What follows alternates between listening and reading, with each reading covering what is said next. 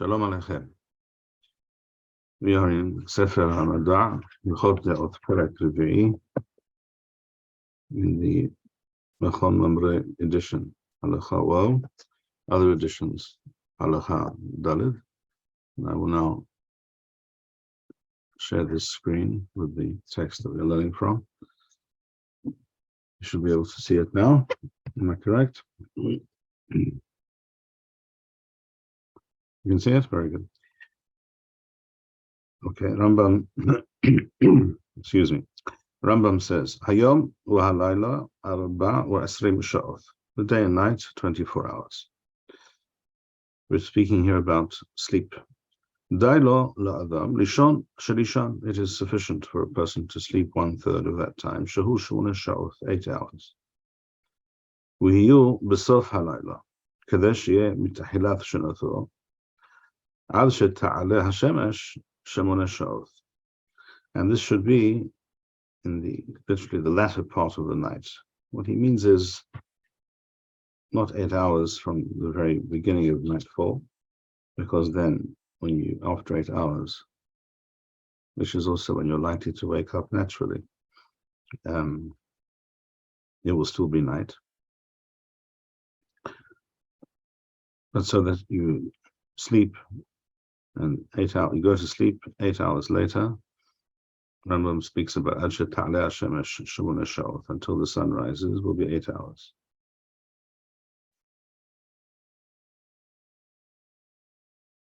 So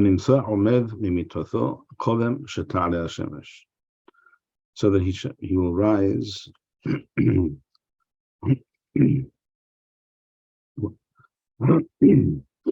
he will rise before the sun rises. In practice, one has to rise, certainly according to the Rambam, as Rambam writes in Hilchot Shema.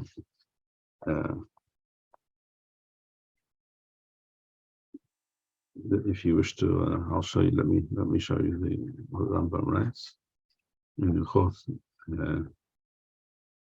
Kriyat Shema in Sefer Ahava, Perek Rishon.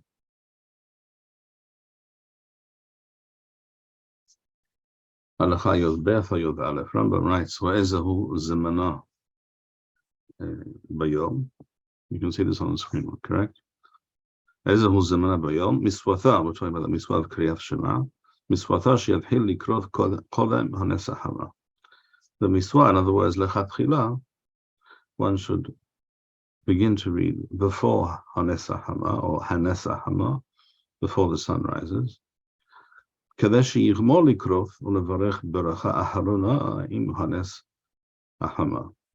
one completes Kriyat Shema, including the baracha after Kriyat Shema, which is Birkat Thuri Yisrael or Gal Yisrael at the sunrise.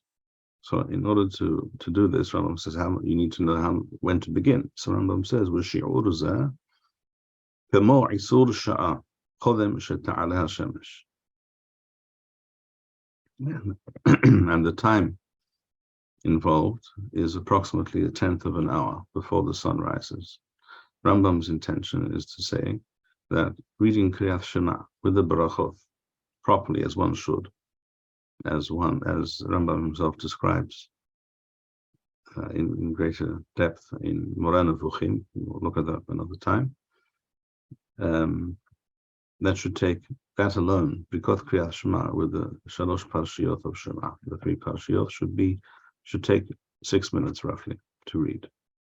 So, which if you test this, you will discover that means you are reading Kriyat Shema slowly, with great kavanah.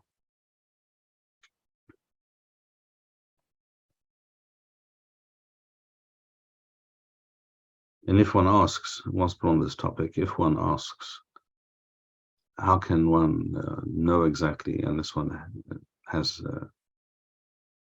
precise astronomical halachic tables and information, so that one can be certain when exactly the sun will rise? And if you do not know, what do you do? Rambam has asked this question in the Teshuvah, in Siman Resh Nun He, and he writes that it is not necessary to be OCD about this. In other words, if you do the best you can, says Rambam over there. When you think it is the right time when the sun is rising, let's say you have no clock, and in ancient times people didn't really have a way of telling the time precisely. Certainly not if it was cloudy. Even if they had a sundial, which they did frequently, a sundial is only helpful once the sun has risen, and assuming there are no clouds, etc. So when you think the sun is rising, that's when the sun rises for you. You can know within 5 minutes, you would usually you would be able to tell within 5 minutes of the precise time. So Rambam writes in Hilchot Kriyat Shema. So if one goes to sleep at such a time that one can sleep a decent amount of time, either 8 hours, or if a person knows that they need 6 or 7 hours, the average person probably is advisable that they sleep 7 to 8 hours, but that also changes with age and with other factors. And many people after 6 or 7 hours, or certainly after 8, will naturally wake up. So Rambam says, go to sleep so that at such a time, so that when you wake up, it'll be somewhat before the sun rises. One has to prepare for the tefillah. This takes some time, perhaps. So I would say even an hour before the sun rises, it would be a good idea, because we're not talking normally about just reading Kriyat Shema, where we should take into account same B'kot HaShahar with proper kavanah, which is also takes time if one recites them as one should, and Pesukei de Zimra, etc. So it does take time. So I would say actually an hour roughly before the sun rises is a good time to aim for. I can tell you, seeing that we're learning this particular halacha in Hilchot Kriyat Shema Perek Aleph, that once many years ago, I was discussing things to do with the zman of when is the nesahama with somebody, and this person said to me that everyone is wrong. Everyone has got it wrong when it comes to the time, the halachic time that is known as sunrise, hanesahama. I said, what do you mean? Hanesahama is exactly what it says, as the Yerushalmi explicitly says, when literally when the sun begins to appear and shine on the hilltops. So what's there to get wrong about this? He says, no, that's not correct. Actually, Hanesahama is 6 minutes before the sun rises. And I said, well, where did you get that from? And he said to me, well, it says people don't read the Rambam. It says explicitly, Shi'ur ze kamo isur sha'a kodem sheta'ale hashemesh. This zaman, and he read it this way, that you're supposed to read Kriyat Shema. You should begin to read it before the sun rises, so that you complete the bracha Ahronaim hanesahama at the time of the nesahama, of sunrise. And this time of sunrise is 6 minutes before the rising of the sun. And I was very surprised, frankly, to hear this from this person, because he's fairly knowledgeable. So I said to him, I'm very sorry, but you have misunderstood the Rambam, which is, in general, a point to keep in mind. It is possible, not infrequently, to misunderstand the Rambam, because the Rambam was aiming for maximal concision and brevity, even though he tries to be very clear, and usually he is. But nevertheless, the fact is, it is possible to misunderstand, particularly if a person is not familiar with the Rambam's style, or the Lashon of Hazal, etc., because the Lashon of the Rambam is basically the Lashon of Hazal, Mishnaic Hebrew, the Machon Kodesh of the Baraitot, of the Mishnayot. So I explained to him, no, that's not what it means. What the Rambam meant to say was that the time it will take you roughly to read the Shema with the brachot is about 6 minutes, a tenth of an hour. You can see, you'll see, Rambam didn't say 6 minutes because people didn't have clocks that measured minutes. Most people didn't have such a device, but they could estimate what a tenth of an hour is, and therefore you should begin about that long, that much time before before you think the sun is about to rise. And I was pleased to see that when I explained this to him, he said, "Oh, I see, you're correct. That's what Rambam meant." So, not to get that wrong. One can read Kriyat Shema, of course, later, as Rambam goes on to say here, but that's something we'll learn another time. So we return to Hilchot Deot, Perek Revi'i. And Rambam, again, we're talking here about sleep, and Rambam says, I return to Hilchot Deot in the Rambam, Perek Revi'i.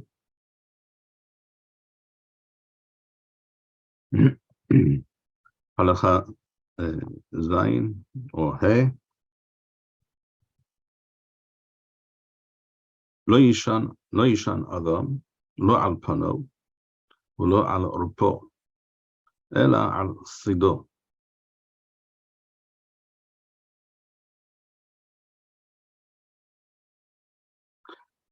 There are two reasons for this. Rambam says, do not sleep. A person should not sleep on his face, on his stomach, nor on his back. There are two reasons given for this. One is to do with becoming sexually excited. That's one reason that is given, and on this one, sleeping on one side is therefore better. The other reason is that it's also healthier. It is better for the spine, for the back. It does not place nearly as much strain on the back. And Rambam suggests with Hilat Halayla al Thad Samol, the first part of the night on the left, or the Sof Halayla al Thad Yamin, and the second half of the night on the right hand side.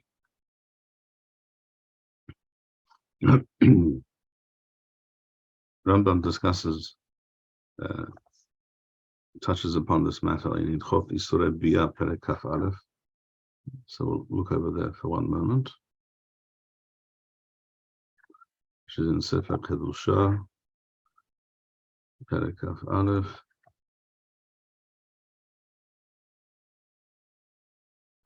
Rambam writes here, Perek Kaf Aleph Halacha Yod Teth.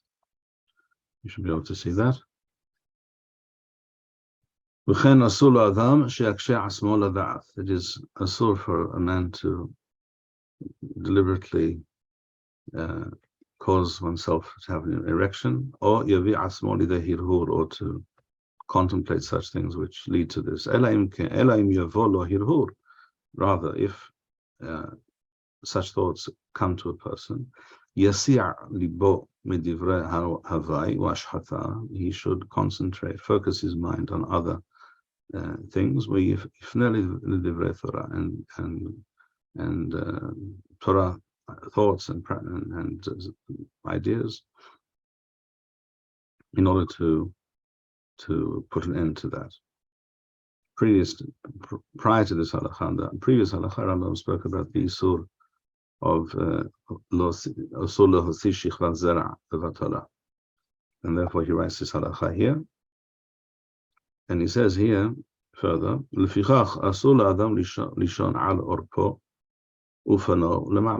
asur for a person to sleep on his back and with his face on his turned upwards to the ceiling. And he has to at least be someone on his sides, so this will not occur. So it says Rambam in Hilchot Isurei Bia. Returning to Hilchot Deot.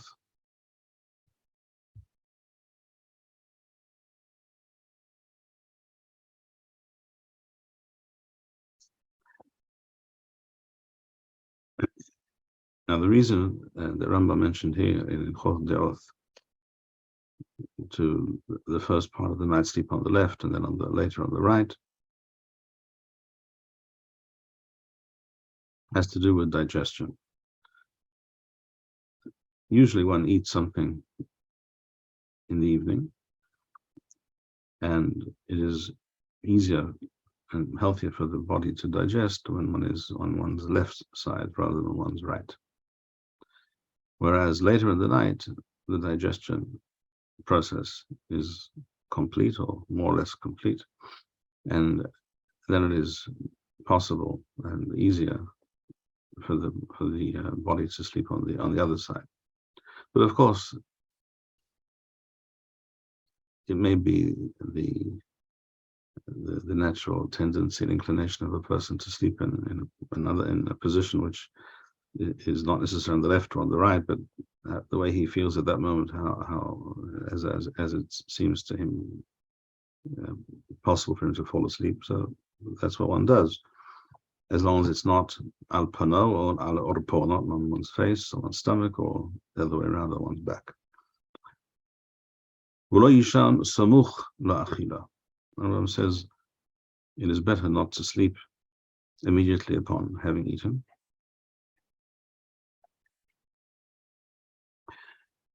So it is better to eat not very late at night. You better to eat not late at night, but rather the earlier part of the evening.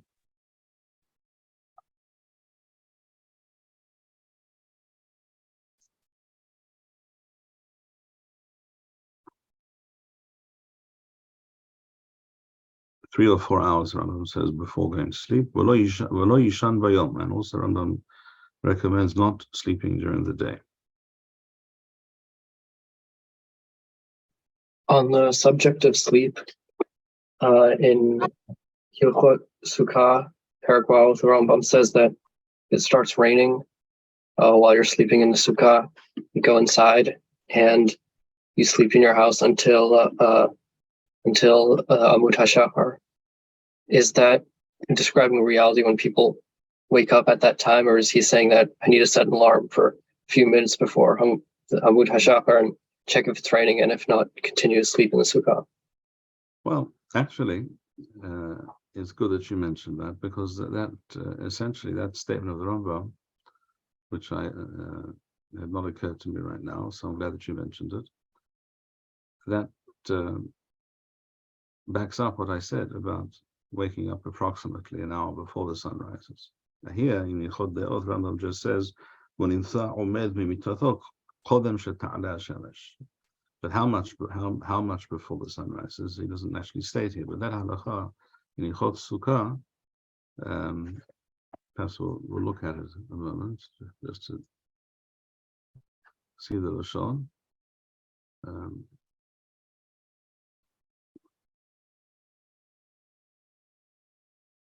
What perek was it? Perek Shishi. Perek Shishi.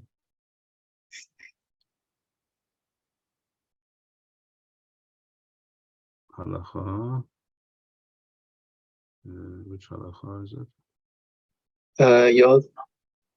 Halacha Yod. Yes. Very good. So Rambam here says, Yoradu Geshamim. If one was sleeping in the sukkah, which of course Rambam states previously, is part of the mitzvah of sukkah. One sleeps in the sukkah, therefore also. So Rambam says in halacha hey, kesav hi mitzvah hayishiva b'sukkah. The definition of this mitzvah is as follows: sheyeh ochel v'shotha, whether b'sukkah, a person eats and drinks and lives in his sukkah, resides in his sukkah, as one does at home, just as one leaves one's home to go to the Beit Knesset, to go to work, to what have you. One, of course, can leave the sukkah and does leave the sukkah. But one's base is the sukkah. Kol shiv'at hayomim, ben bayom, ben balayla. All for 7 days, night and day. Kederech shehu dar beveto, as one lives in one's home. B'sha'ar yemot hashana, as one does throughout the year. V'chol shiv'at hayomim, and for those 7 days, oseh adam et beito arai, v'et sukkato keva, or keva, one makes one's home a temporary dwelling, and the sukkah, the ikar, the main place where you are. As it says, v'sukkot teshavu shivat yomim. And therefore Rambam goes on to say in Halacha, well, this is again, it's Hilchot Sukkah Perek well, Halacha, well, Ochalim v'shotim v'yeshenim b'sukkah kol shiv'ah. One eats, drinks, and sleeps in the sukkah for 7 days, ben bayom, ben balayla, night and day. This halacha, of course, does not follow the practice of Hasidei Chabad, who decide that sleeping is something that we do not do in a sukkah, which is a very, very problematic position to take as a matter of principle. I recall hearing with my own ears, I go on Harav Eliezer Menachem min Shach, Rav Shach, many, many years ago, when he gave a famous speech in Yad Eliyahu in Tel Aviv, which was broadcast on live radio, as I recall, and I was listening, and he said very plainly, he didn't mince his words, he said, he was referring to the leader of that particular Hasidic sect. He said, it says in the Gemara, in fact it says in the Mishneh, that one is required to sleep in a sukkah, of course, assuming that the conditions are make this possible.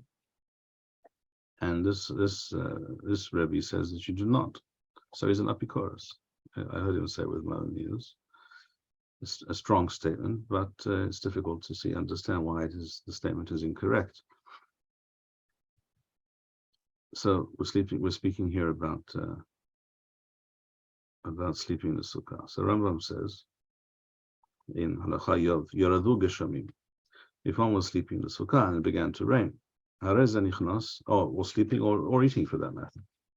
If one was in the sukkah and began to rain, just as one would do if one is living at home and you have a hole in your roof and you're sitting under the hole in your roof eating your lunch, and it begins to pour on top of your head. Obviously you would move. And the same applies here, as we just said a moment ago, that one lives in one's house. Kaderech shehu dar beveto.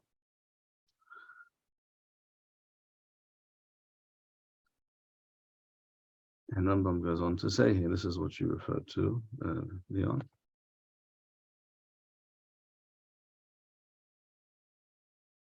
If one was asleep in the sukkah, we are geshamim balayla, and interesting, Rambam adds the word balayla, at night, which I think can be connected to what we just saw here in Hilchot Deot, where Rambam says lo yishan bayom. Rambam is not in favor of napping during the day. Although one could argue, by the way, on the subject of napping, that if one sleeps relatively little at night, one gets up early to learn Torah, etc., some people find that both necessary and helpful as a schedule. There's no explicit statement that it's a terrible thing to sleep during the day, if this is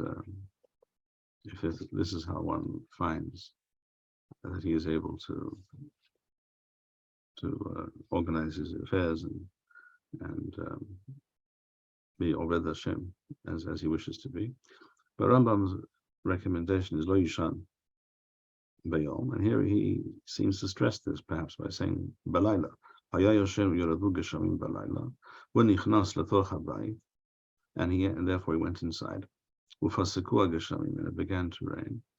And the rain ceased.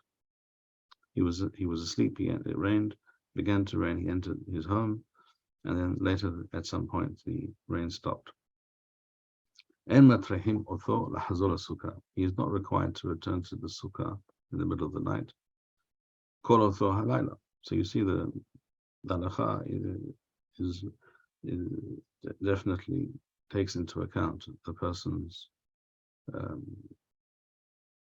the difficulty and the disruption to one's sleep, which is also not a good thing.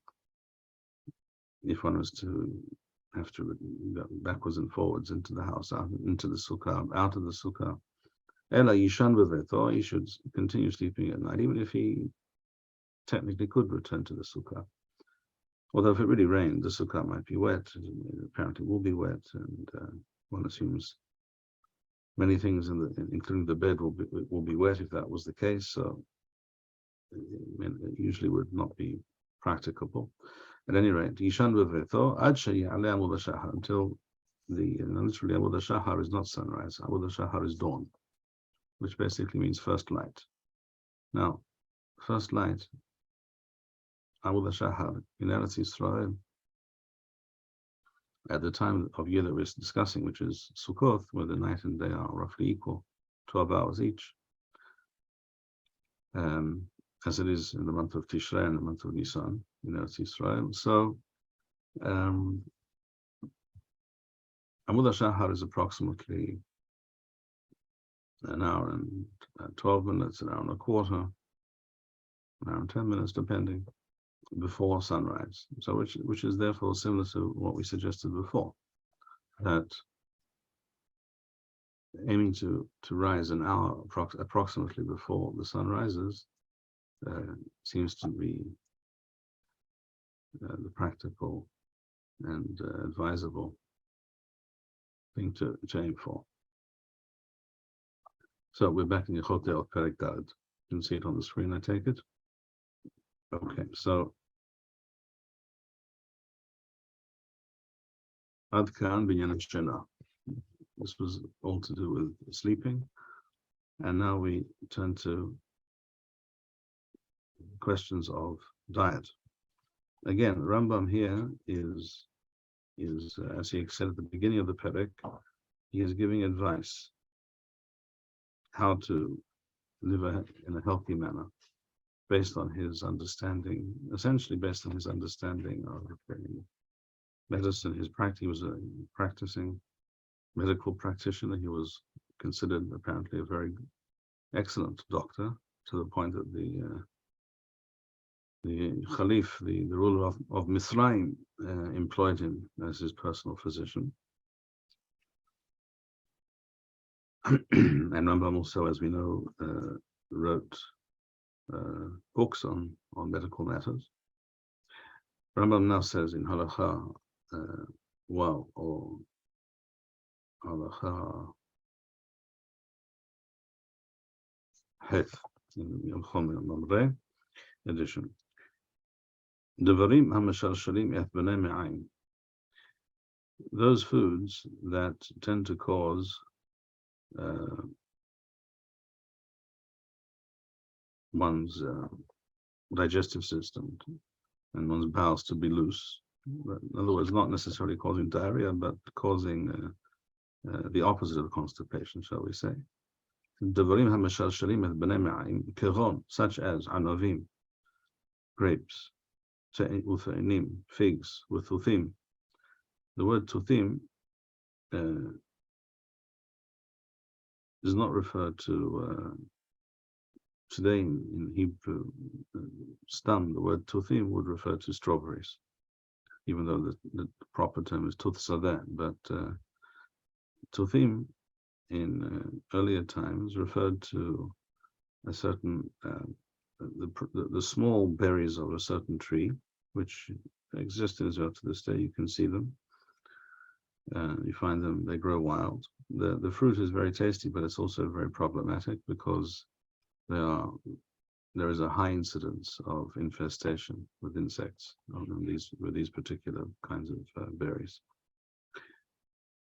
Anavim, utha'anim, grapes, figs, uthuthim, and these kinds of berries.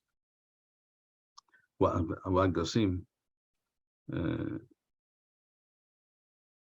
modern Hebrew, agas is a pear, which is related to the apple family.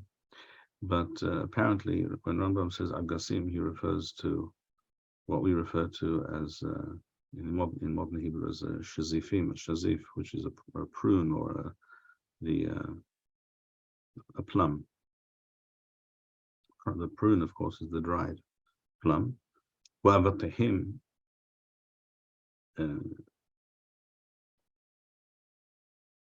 which apparently includes both what we call watermelon, avatayah, and what we also refer to as melon, various types of melons. Uma'eha kishoim, the inside of the kishul. The kishul is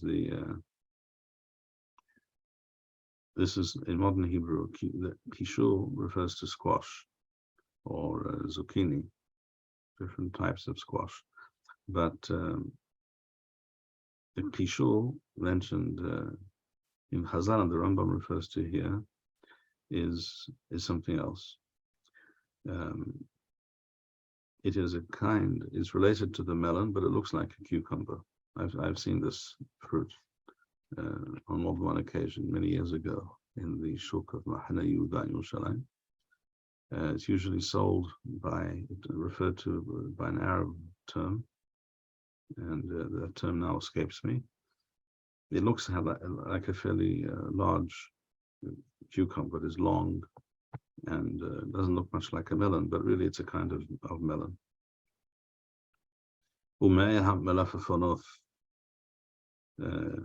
That has to do with the cucumber, what we call in Hebrew also malafafon today. These types of foods, says Rambam, ochel adam otham batahila chodem achila. These things are, it's recommended that one eats these foods before achila, in other words, before the main part of the meal. As you see here, and we'll see in a moment, the word achila or mazon refers to the main part of the meal, which usually involve bread and other things that went with it. So these things, it is good to eat before the meal as a kind of first course. But it is better not to eat them with the mazon, with literally the food. In other words, the main part of the meal, the main course. One should eat some of these things, and then wait a short time. So that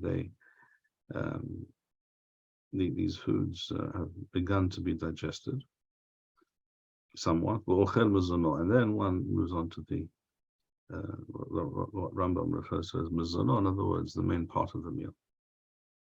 We see this usage, and we'll see it another time, perhaps in Hilchot Barachot, talking about what baracha is made on which food.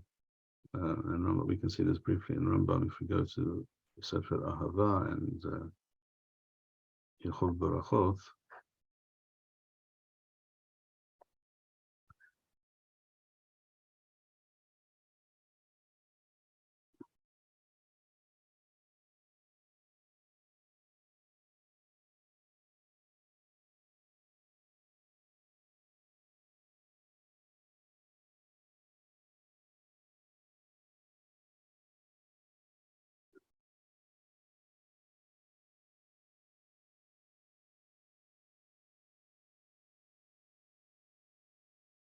I'm sorry, I meant to look at the Mishneh, not the Mishneh Torah.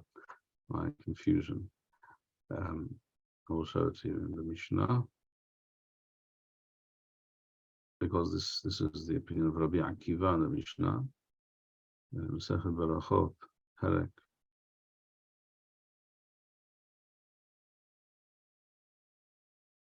The last halacha here. Perek Wav halacha Het. First in the Mishneh we have a discussion of what Baracha Aharona is said on Shiv'at HaMinim, such as figs and grapes, etc. The halacha, as we know, is like the Hachamim, Baracha Ahat Me'en Shalosh, what we call Ala Michya, Al Ha'is, Vad Pari Ha'is. Then Rabbi Akiva says, Afilu Achar Shalek, Uhu Mizono, even if a person ate as his meal, Shalek is cooked vegetables. Rabbi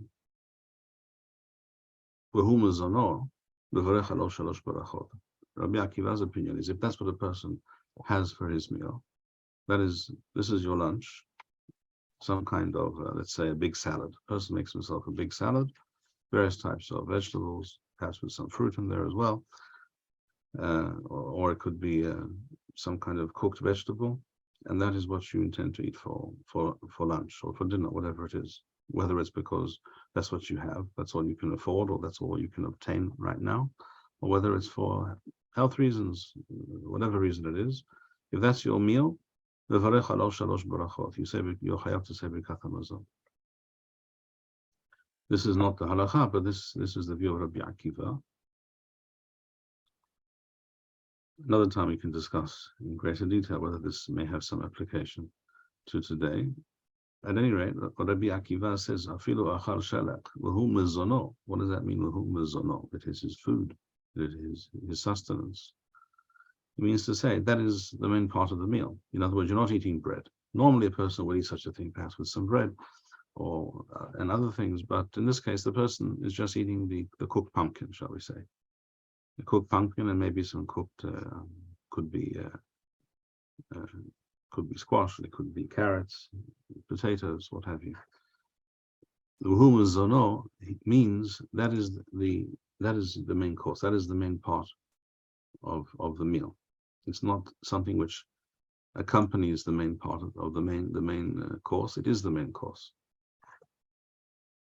So you see that the word mizono, the term mizono, as used by Rambam here and other places, refers to the main part of the meal. That's what he means here as well. In the Hilchot Deot, he says these foodstuffs that he mentioned at the beginning, various fruits and vegetables, they are good and healthy to eat at the beginning of the meal, before the main part of the meal. They should not be eaten with the main part of the meal, which is probably bread and meat or fish or other foods. So you leave yourself a little bit of time to first deal with that, to digest that. Then you eat the main part of the meal. So the word mazono refers to the main course. On the other hand, foods that have the opposite effect on the digestive system, they tend to lead to constipation or more in that direction. Kuron, such as rimonim, ufrishim, utapuhim, ukrustamelim. These are other fruits. The word perishim refers to in Hebrew we refer to them as havushim. I don't think you see them in Chutz La'aretz. You do not see them very frequently, I would say. What is it referred to in? What is it referred to in English? Let me see if I can find that term without too much effort.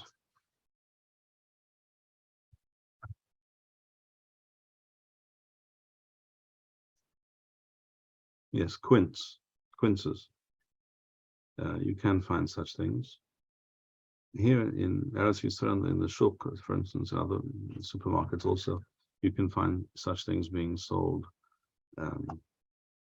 fresh as they are. I think in Chutz La'aretz you tend to find them only in a conserved form, often maybe in some kind of jam or some other preparation. So these kinds of foods, says Rambam, perishim, quinces, tapuhim, apples, krustamirim,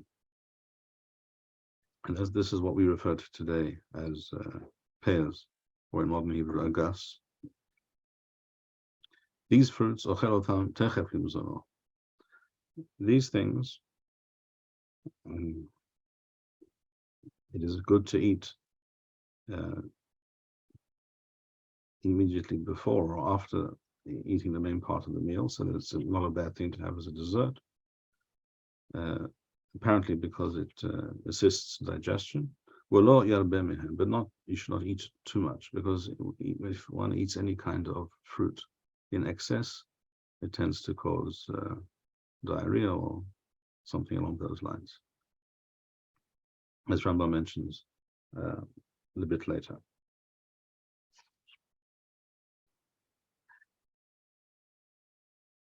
Halacha Zayin, or Tef, depending on one's edition.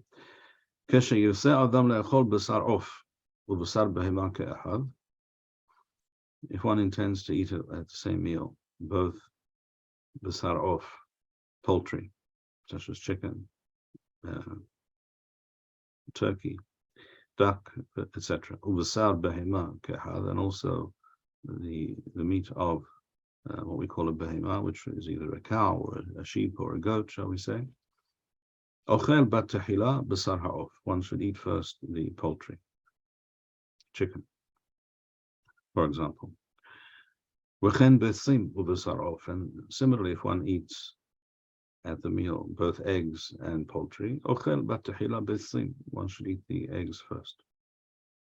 Basar behema daka, basar behema gasa, if one is eating two types of meat.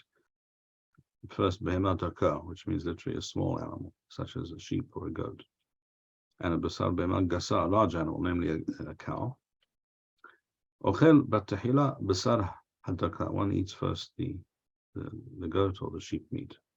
Why is this so? Rambam says, Le'olam yakdim adam davar hakal aher hakaved. One should eat in a measured way and in a systematic way, so that one eats first the food which is easier to digest, slow and more quick to digest, the hadavar hakal, literally the light thing, and then later the heavier thing. Again, from this halakha, as we have mentioned before, excuse me. Again, we see in this halakha, as we have stated before, Rambam was not a vegetarian, nor was he a vegan. I think Rambam would have considered such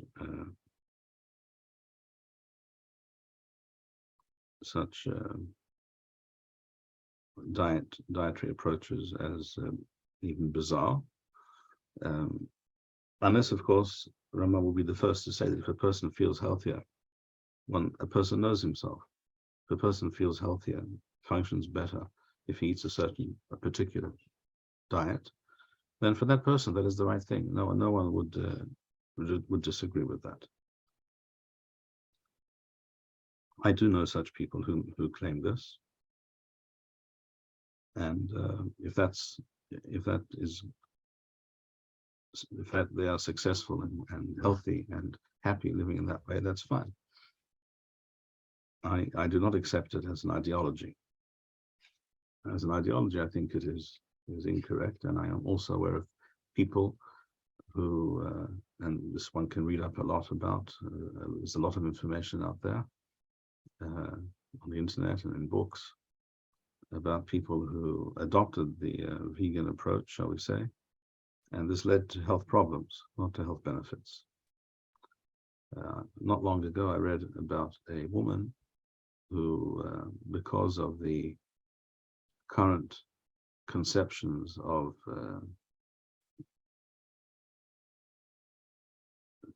female beauty, how a woman should look like, which basically often leads to women attempting to maintain an extremely low body weight, sometimes a body weight which is unhealthy for them, for their entire metabolism, and therefore they do not eat properly. all they and this happens also sometimes because certain women eat a vegan type of diet. This affects their health negatively. In some cases, women even can lose their periods, their menstrual cycle, as a result of this. You can read up about this. There's much evidence, much documented evidence to this effect. And when the woman ceased to do so, she began to put on more weight, and her menstrual cycle returned. So obviously, it was not a good choice.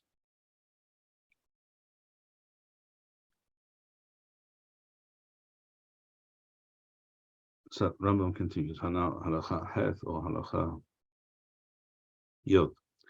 In the summer, the warm time period of the year, ochel ma'achalim hakarim, one should eat foods that tend to cool one off. And not to eat food that is too spicy. You would say spicy, hot, because that tends to increase the body heat, or at least the one feels hotter as a result. And is healthy during that time of year to have vinegar added to one's food. Let's say in salads, for example. And in the winter months, one should try to eat foods that warm one up, and eat spicier food.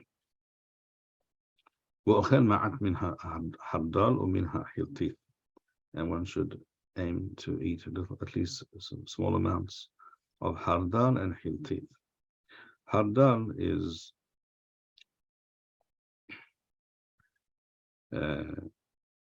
mustard seed, and hiltit, I'm not certain what that is.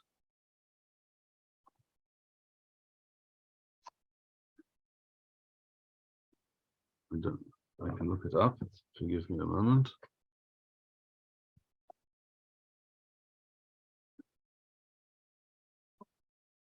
I have here this book by Professor Yuda Felix, Zichrono Livracha, if you can see. Masomeh Hahai Mishneh.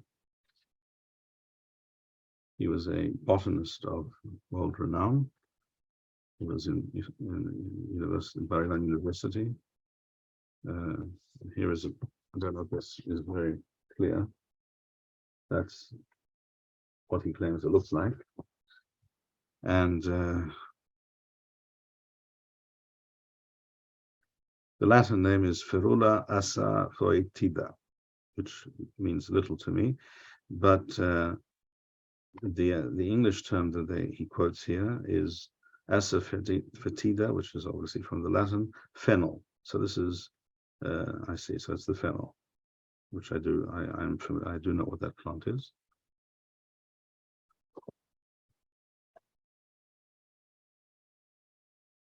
So Rambam suggests eating fennel, or I suppose other plants or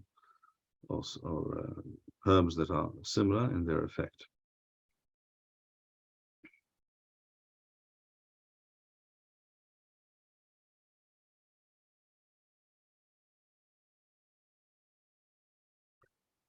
Rambam continues, "V'al derech zo holech v'oseh b'mekomot hakorim u'b'mekomot ahamim," and one should act in this fashion in the cold and warm climates. B'chol makom u'makom kara'ui lo. Each place, each climate, each country according to its weather patterns, as described above. So when it's cold, these kinds of foods are recommended more, and when it's warm, other kinds of foods are recommended more than others. It is a fact, however, which I have noted in the past to myself, that some countries which are actually not at all cool countries, such as India, most of India is not a cool place, quite the opposite. or Mexico, similar. They traditionally eat very spicy foods, despite the fact that the weather is very hot. So culturally, from a culinary point of view, we see that it doesn't always follow that pattern, but this is Rambam's recommendation in terms of health. He's not talking about ethnic cuisine. If you wish to eat a certain food, go ahead. But he says you should know in the summer these things are better for you than others, and vice versa.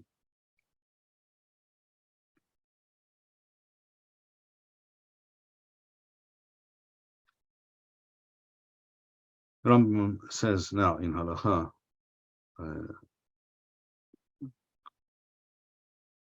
Toef or Yod Aleph, Yesh ma'achalot shehem ra'im beyoter ad ma'od. There are certain types of food which are very unhealthy.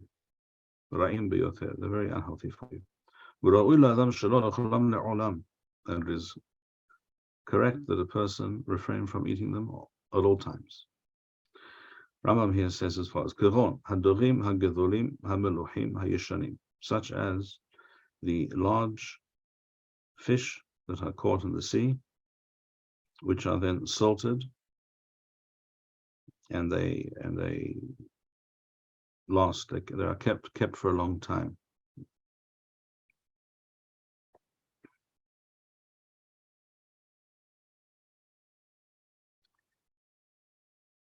I would add, with regards to this, that perhaps today this is not so relevant because Rambam, of course, was speaking of a time without refrigeration.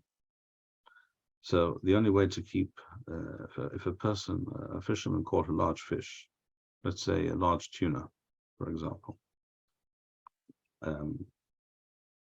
in the sea, it can be very large, in fact, depending on the type of tuna, but some of them are actually very, very large fish. And it doesn't get sold in 2 minutes. It gets to the market and then it's cut up and what have you, and it's on display for quite some time. And in a reality, without refrigeration, without ice, there was no refrigeration, nor was there ice to be had in the marketplace in Cairo or in Fostat in the time of the Rambam. This fish would be sitting around for quite some time until all of it is sold.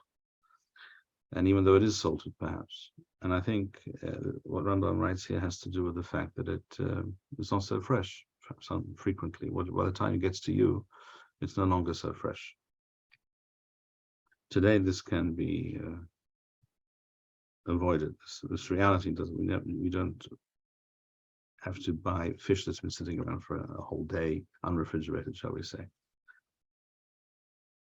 Some people would claim that larger fish also have higher concentrations of certain substances which are unhealthy, such as mercury, which is true. Larger fish do have larger concentrations than smaller fish, but I'm not certain that is the reason here. I think I tend to think it has more to do with the lack of refrigeration, because Rambam also goes on to compare this to other kinds of foods which have nothing to do with fish or mercury. Because Rambam, after speaking about the dorim hagedolim hameluchim hayeshanim, large salted fish which are old, which literally are around for some time before you actually ingest them, Rambam says v'hagevina hamelucha hayeshana, and old salted cheese. Again, we're talking about foods that without refrigeration begin to go off. At first, almost imperceptibly, but over time, more and more microbes, etc., begin to exist within that food, and it's not healthy.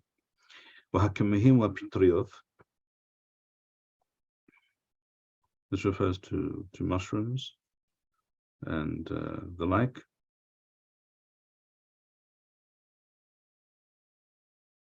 And why Rambam suggests not eating mushrooms is not explicit here. There are those who claim that because there are types of mushrooms, as we know, which are very, very poisonous and quite literally can kill you within a minute. And therefore you have to know which mushroom one can eat and which one cannot eat, and perhaps what everyone knows. because of this possibility, this hashash, perhaps Rambam is suggesting to stay away from mushrooms altogether. This is a possible explanation, but not very satisfactory to my mind, because in any normal society where mushrooms are available and they're in the marketplace, everyone knows, everyone will recognize which mushrooms are habitually eaten by people without any ill effect. People will know, and people will know that kind over there. Once my neighbor ate it and he became violently ill, and therefore it won't be sold in the shuk, and no one will buy it. If you do try to sell it in the market, in the marketplace, no one will buy it. So I'm not sure that that explanation is viable.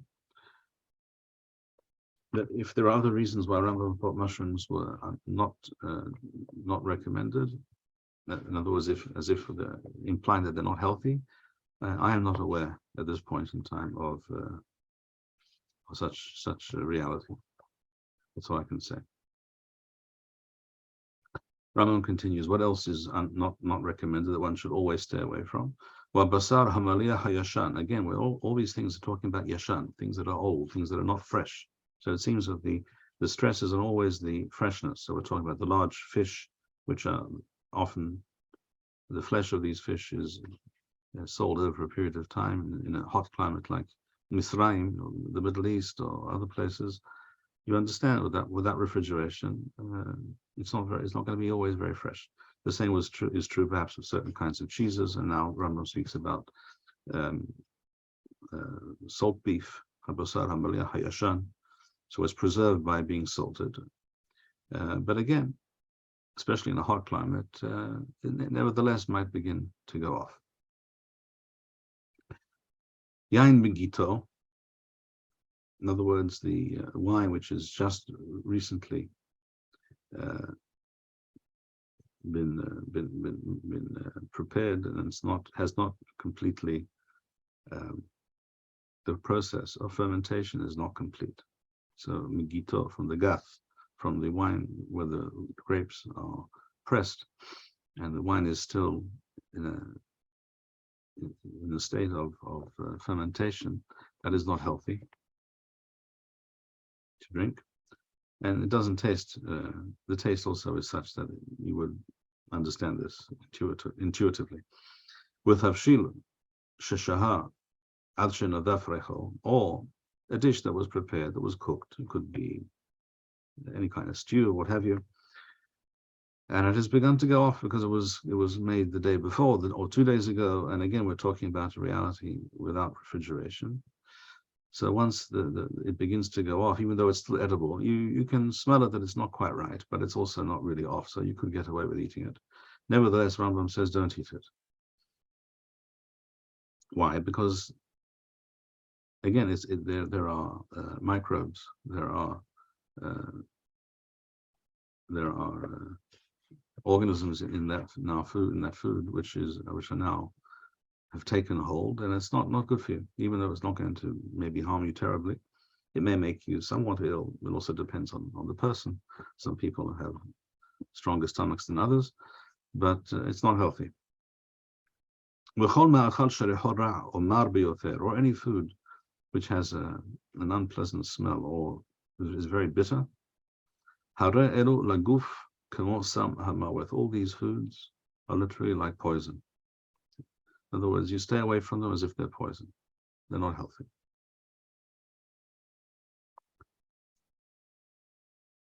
We shall stop here for today. Diu beruchim. Izku v'yames levavchem. Kol ha'mechalim l'Adonai. Shalom, shalom. Thank you, Rabbi Bar-Hayim. We would like to encourage our viewers to share these videos with friends and send in your responses. We would also like to suggest the following opportunity to our viewers. If you identify with Rabbi Bar-Hayim's message and would like to sponsor or dedicate a video interview with the rabbi in honor or memory of a loved one, If you would like to obtain Birkon Nusach Eretz Yisrael or invite the rabbi for a speaking engagement, please email us at office@machonshilo.org.